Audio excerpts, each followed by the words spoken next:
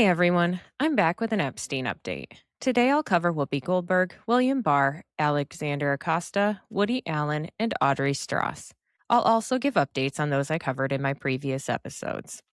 First up today is Whoopi Goldberg, whose connection to Jeffrey Epstein is minimal and indirect, limited to a single mention in released Epstein documents from 2013.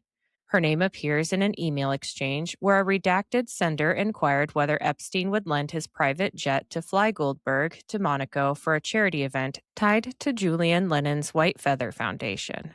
The email noted that the charity was covering costs but preferred a private owner over chartering. Epstein replied, "No thanks." Goldberg addressed this directly on The View in February 2026, emphasizing transparency.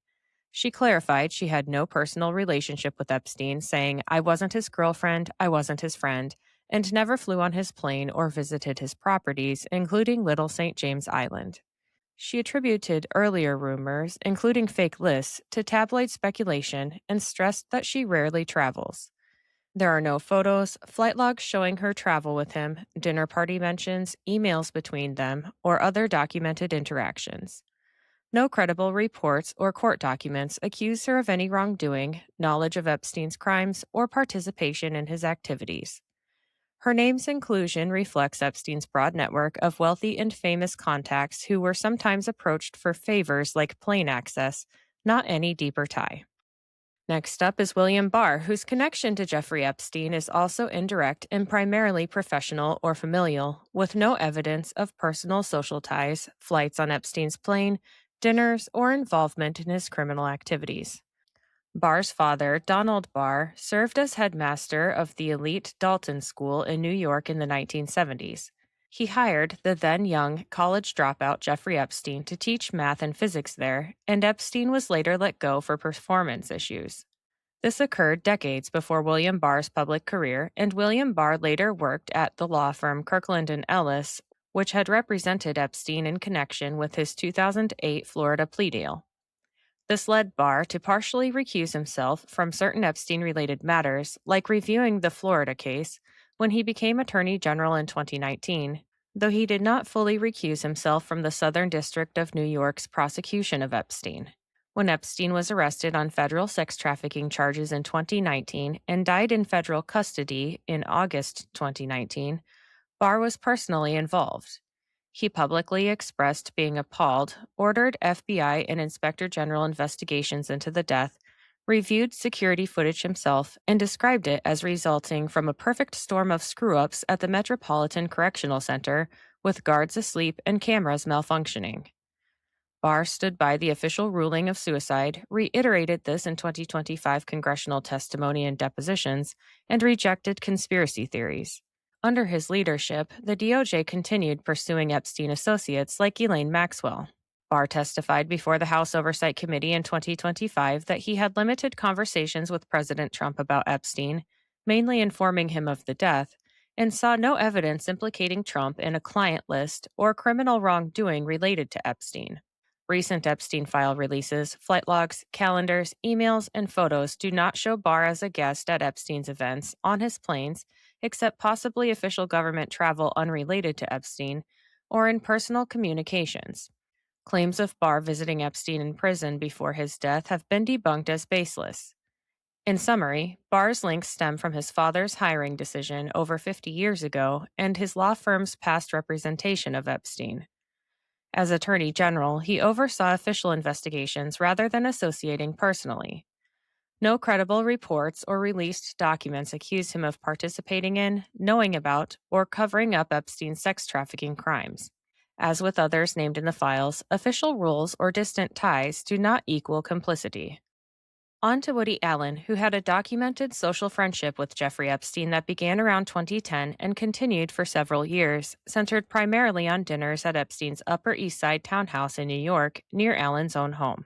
Allen and his wife, Suni Previn, became regular guests at Epstein's star-studded dinner parties, which included other high-profile figures such as Prince Andrew, George Stephanopoulos, Katie Couric, and Charlie Rose. They were introduced by a publicist, and Allen has publicly described Epstein as charming and personable.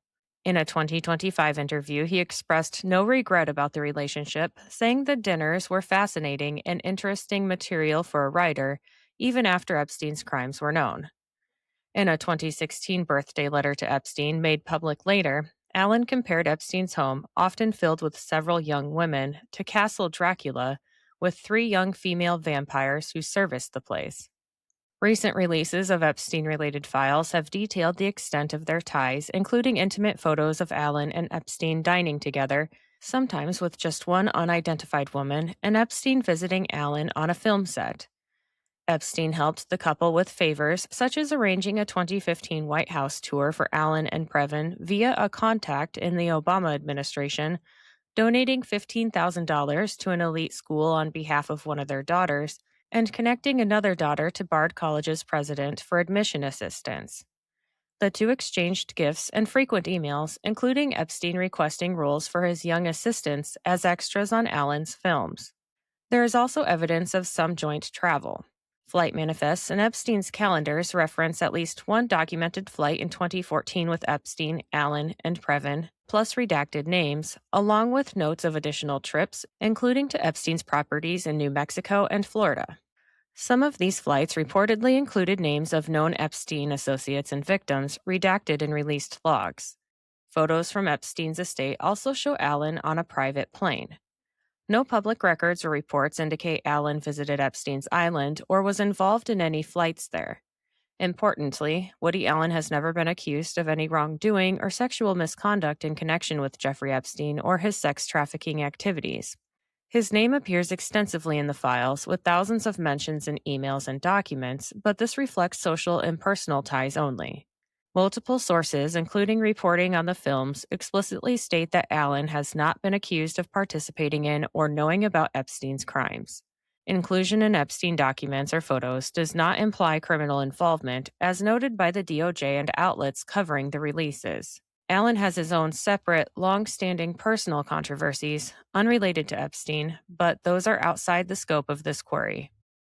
Moving on to Alexander Acosta, whose connection to Jeffrey Epstein is professional and official, centered on his role as U.S. Attorney for the Southern District of Florida in 2007 to 2008, when he oversaw and approved a highly controversial non-prosecution agreement for Epstein.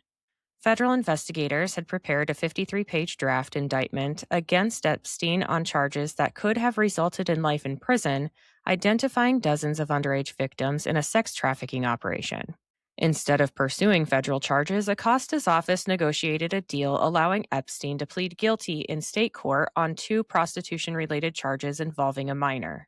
Epstein served just 13 months in county jail with extensive work release privileges allowing him to leave 6 days a week and registered as a sex offender.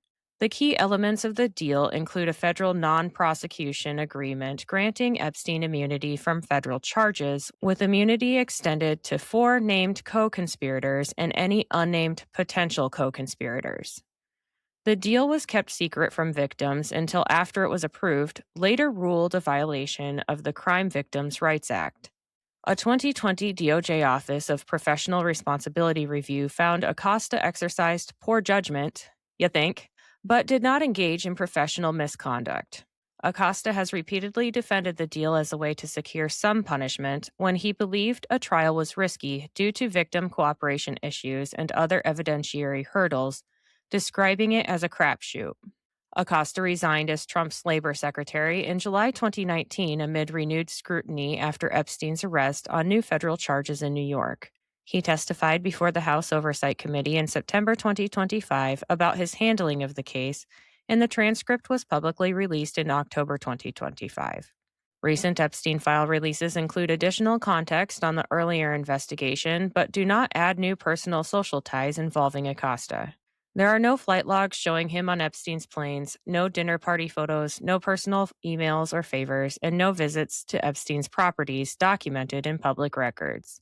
Importantly, Acosta has never been accused of participating in Epstein's sex trafficking crimes or having any personal relationship with him.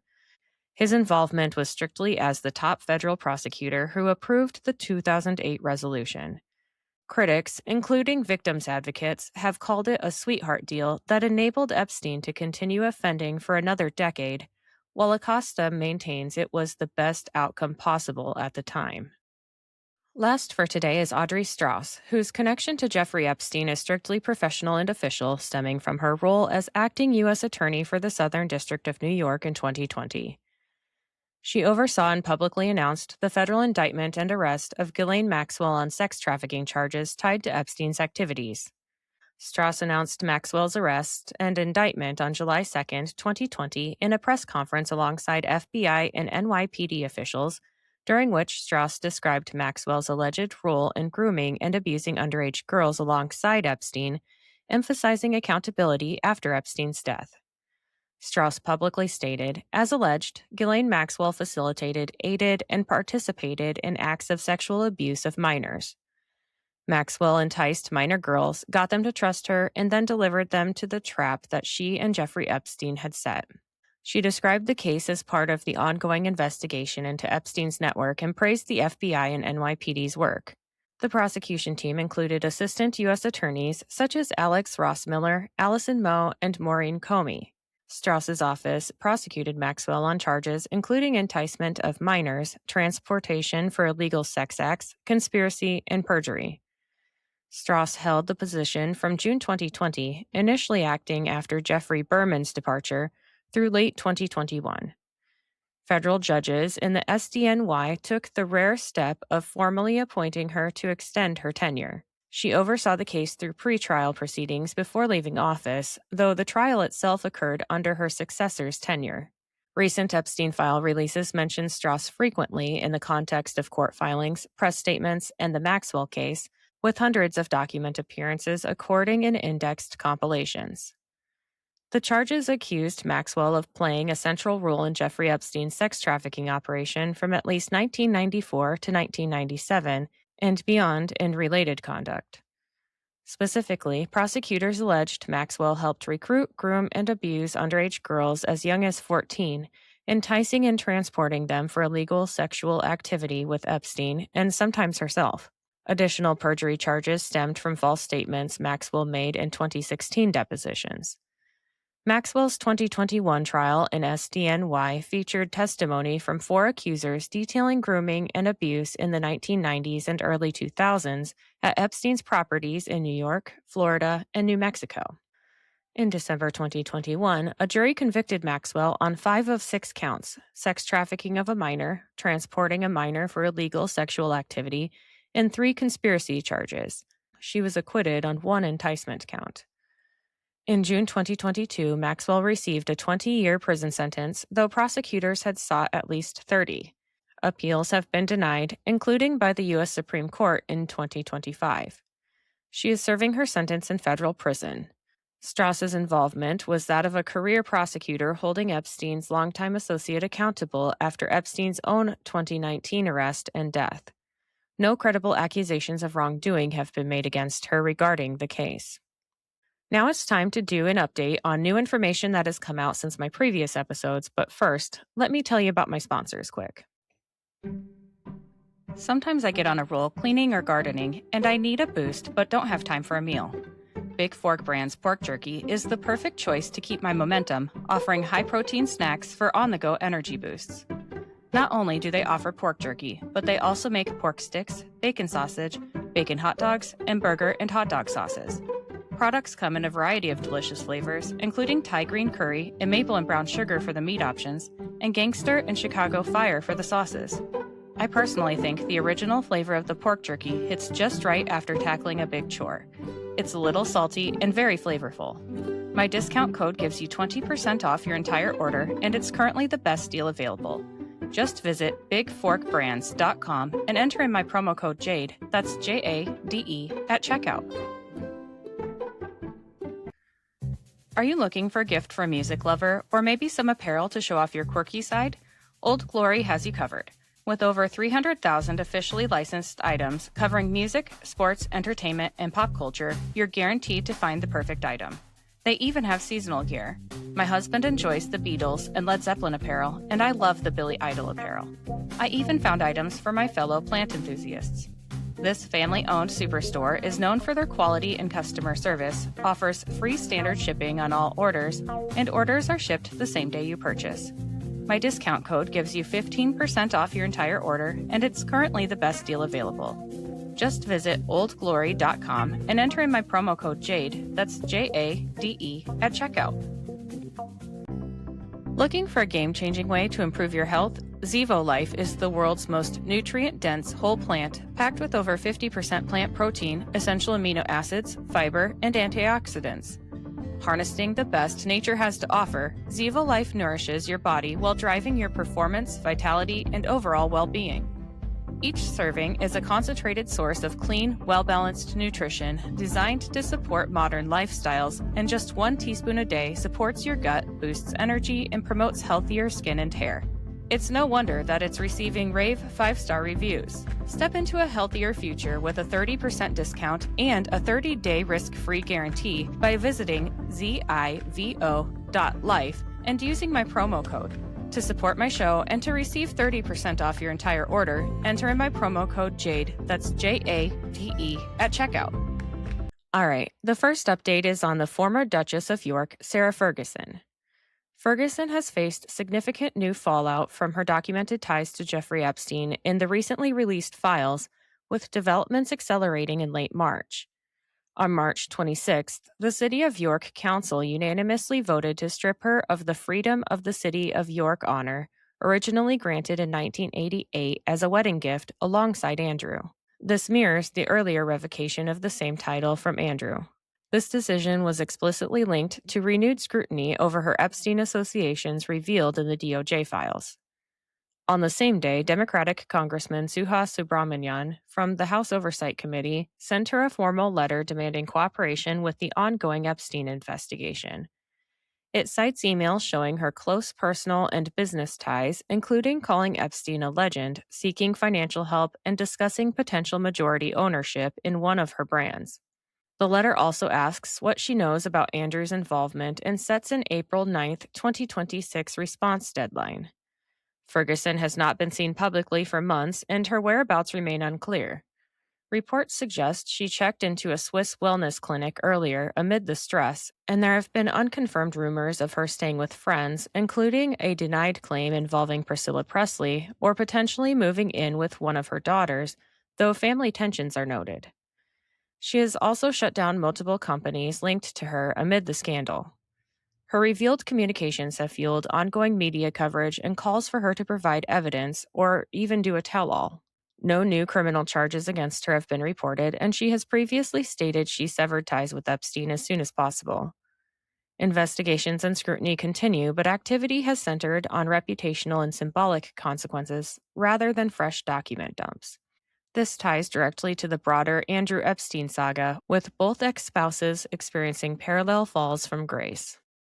Next up is Bill Gates. On March 27th, a Bloomberg report highlighted how one of Gates' key science advisors, Boris Nikolic, served as a long-term conduit to Epstein. Their correspondence included exchanges about nudes, hot girls, and Gates' preferences and prospects with women, extending beyond business and philanthropy. Gates has maintained he never visited Epstein's Island, and he was formally invited and/or called to testify before the House Oversight Committee early in March on his Epstein ties as part of broader probes into investigations, influence, and related issues, and he has said he welcomes the opportunity to answer questions. Ongoing media and online discussion focuses on fallout with some partisan commentary and conspiracy claims, but there are no fresh file drops or legal charges against Gates. On to the late Jean-Luc Brunel. Paris opened new probes into human trafficking and financial crimes linked to Epstein and announced a comprehensive reanalysis of Brunel's closed file, cross-referencing it with U.S. documents. They called for victims to come forward and set up a special magistrate team, with a hearing noted for late March. Sometime around March 25th, the Model Alliance, with survivors like Sarah Ziff, sent letters to U.S. officials urging investigations into modeling agencies' role in Epstein's exploitation. They explicitly named Brunel alongside others like Gerald Marie. A BBC investigation published around March 11th or 12th highlighted how Brunel used agencies to recruit Brazilian women and girls for Epstein. Coverage remains focused on his historical role, victim accounts, and broader calls for accountability in fashion rather than fresh documents or breakthroughs about him personally. The last update for today is on Peter Mandelson. The UK Cabinet Office is now seeking messages from Mandelson's personal phone related to his ambassador appointment and Epstein ties. His work phone had already been handed over. Officials are reconstructing correspondence amid concerns over lost data, like a stolen phone linked to a Starmer aide. Further documents on his vetting and appointment are expected, and coverage continues on Prime Minister Keir Starmer's decision to appoint him despite internal warnings of reputational risk. British authorities are still seeking U.S. DOJ and FBI cooperation on related probes, with Mandelson's case tied to the broader Epstein-Andrew investigations. No new charges have been reported. That's all for now. Future episodes will cover Brett Ratner, Harvey Weinstein, Jake Lang, Catherine Rumler, Gloria Allred, Julian Assange, Jeffrey Berman, Joe Biden, Mark Bestreiser, Carl Klein, Jared Kushner, Jay Lefkowitz, Jack Lew, Miriam Adelson, Ehud Barak, Lana Bololovic, Jill Biden, David Bestreiser, Tony Blair, David Boas, and Dan Bongino. Of course, just because I've listed these people does not mean I'm accusing them of wrongdoing. If I've left a name off this list that you think should be covered, please let me know in the comments wherever you follow me. Have a great day.